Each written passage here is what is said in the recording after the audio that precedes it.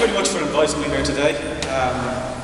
It's a pretty disturbing topic. To be honest, I find circumcision to be one of the more disgusting and reprehensible examples of religion corrupting our natural sense of morality, which is based on compassion and reciprocity, and not on this type of behaviour. The foreskin, at risk of making a banal, non-controversial assertion, is a natural, healthy and useful part of the human body.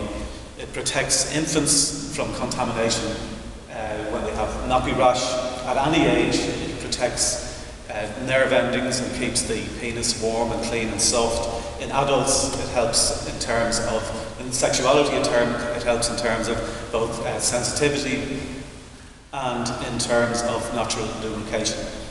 If it poses any health problems, cutting it off is a disproportionate response to those problems. Most of the supposed health problems associated with the foreskin can be resolved by cleaning your penis properly and by using condoms during sex. The HIV studies show kind of mixed results, and insofar as they do show a possible protection, it is a protection that may exist, that a circumcised man may be less likely to contract HIV from a woman, but not to give HIV to a woman, but only if they are also consistently practicing safe sex. And cutting off your foreskin in order to reduce the risk of HIV is like pulling out half of your teeth in order to reduce the risk of tooth cavities. Just brush your teeth, clean your penis, wear a condom, and you don't have to cut off parts of your body in order to remain healthy.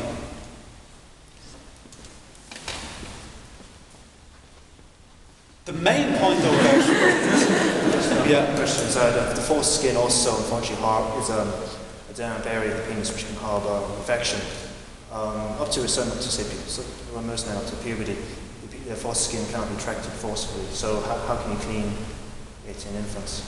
You don't have to clean it in infants. In infants you're not supposed to clean it. It's self-cleaning in infants. Sometimes you can get infection rates. In fact, some infections will affect children at that age and you can't forcibly clean it. Yeah. I don't have time to go into detail, but the penis is, the infant's penis is self-cleaning, and just as the female vagina is self-cleaning, it doesn't require, it's an internal organ, and it is artificially turned into an external organ by circumcision. But the most important point about religious circumcision is that it's not motivated in any case by health concerns. It's motivated by worshipping a God that seems obsessed with the genitalia of human beings on the planet Earth. The God of the Judaic Bible tells Abraham and Moses to circumcise their children, or he will kill them. The first split in what eventually evolved into Christianity in the Bible comes when Paul is trying to spread the good news to the Gentiles. And he's selling them the message, and they're going, yeah, that sounds really good, yeah, eternal life, yeah, that sounds really great, how do we join? And he says, well, you just have to cut off your foreskin, and then suddenly he's got a bit of a marketing problem.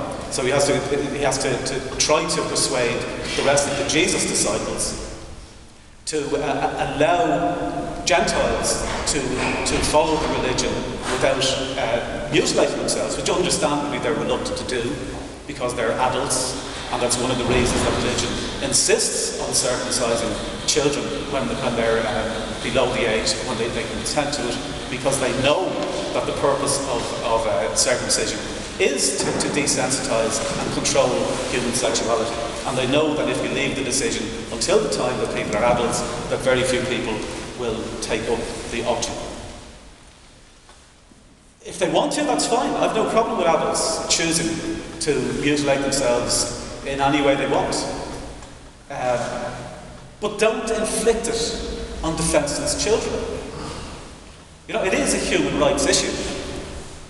And human rights law, as was mentioned earlier, is moving gradually more and more towards respecting the fact that children have rights of their own. Religious rights, or human rights in the context of freedom of religion and belief and conscience, used to be protecting religious communities when there was a concern that religious communities might die out. And then they gradually evolved into protecting the rights of parents as heads of families to have their particular religious views and practices protected. But it is now moving towards recognising that the children have their own rights, irrespective of what their parents believe. And although it is unfortunate that the German government has fallen into religious pressure after the German courts recognised correctly the rights of the child, I think in the long run, or even in the medium term, we're moving in the right direction. The rights of the child will be protected by courts and then cravenly and cowardly followed by politicians who will protect them on the basis of, oh well, the courts have made us do it. The final point I'd like to make is that male circumcision is part of the same mindset that justifies female genital mutilation. And that's really a debate for another day, but it is a much more serious invasion of human rights and a much more serious mutilation of the sexuality of an individual than is male circumcision. But it does show the mindset of the type of people that under any circumstances are prepared to justify the mutilation of the genitals of a defenceless child. So I'll leave it at that. I mean, you've no doubt heard the phrase, cutting off your nose to spite your face. Well, circumcision is cutting off your foreskin to spite your penis and to spite your natural sexuality. If you want to do that for yourself, to yourself, go ahead, but don't inflict it on defenceless children. Thank you very much.